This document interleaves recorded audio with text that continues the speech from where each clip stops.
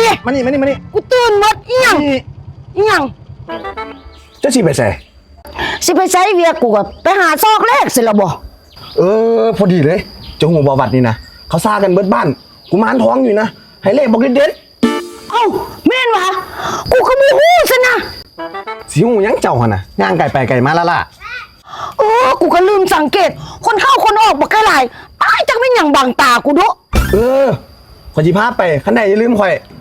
30 70ขึ้นรถไปพาไปก่อน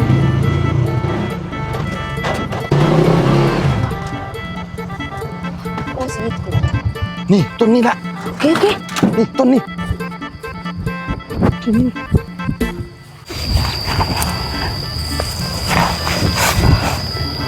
โอ้ยกุมารทองเอ้ยมื้อนี้แม่มาฮอดมาถึงแล้วเด้อให้โชคให้มาลาบแม่เด้อลูกเด้อ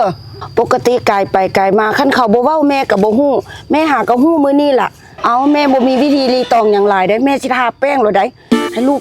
ให้โชคให้ลาบแม่เด้อลูกเด้อ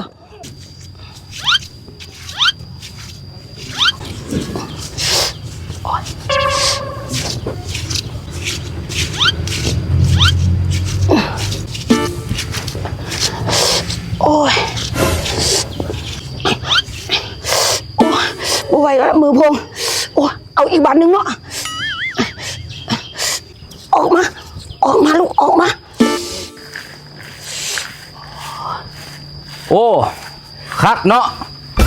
เป็นบ้าเฮงวะอันลามมาฮดวัดฮดวาบ่อายบ้านอายเมืองว่ามารูปมาคำบันแล้วเอาอันเด้อบ่มารูปเอาอย่างอันนี้ฮะเจ็บมือวะบ่โอ้ขบวนเนาะพุ่นโอ้ยหักทับคอมันให้กูในแม่นอกต้นไม้เนาะมารูปเอาอย่างฮะเอาอย่างเรียกวะว่างไรวะโอ้ยจักมันเว้าอีหยังเนาะมันสิออกมาแล้วมันจะสิเข้าไปซ้ำบาทนี่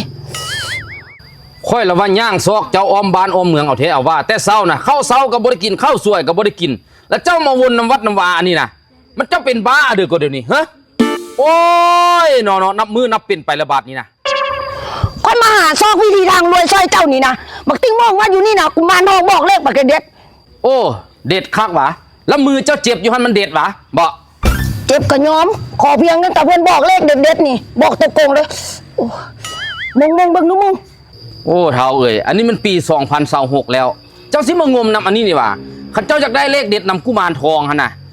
มันง่ายๆเพียงแต่เอาปลายนิ้วมือสัมผัสมันก็ได้แล้วฮะง่ายเพียงปลายนิ้วสัมผัสแม่นง่ายเพียงปลายนิ้วสัมผัสเพราะว่าแอปเลขไอเต็กเฮ็ดมาให้แล้วแอปเลขไอเต็กแม่นเพราะว่าในแอปเลขไอเต็กเพิ่นมีฟังก์ชันขอเลขเด็ดนำกุมารทองบอกว่าจะเป็นเลขซุ่มเลข2ตัว5 6ตัวขอได้เบิดกุมารทองเพิ่นจัดให้และยังมีอีกหลากหลายฟังก์ชันให้เฮาได้ลิ้นได้ม่วนซื่นอยู่ในแอปเลขไอเต็กคิวฟ้าโหลดมาใส่อ้าวคือหากมาบอกค่อยสนะให้คนมาลูบต้นไม้จุดมือโผล่ไปหมดนี่นะมาเอาค่อยลูกไปเมื่อโอ้เป็นบ้ายังบ่แล้วยังเป็นพระลายค่อยพร้อมเนาะไปเมื่อลูกเองโว้ย5เดือนเอาอัดเข้ากกไม้นี่สมบ่บักนี้ก็พอบักนี้หยุดที่มาขึ้นยังพุ่นยางน้ำหัวจะพุ่นไปนี่เบิ้ลเลยอัน30 70คุณมันนี่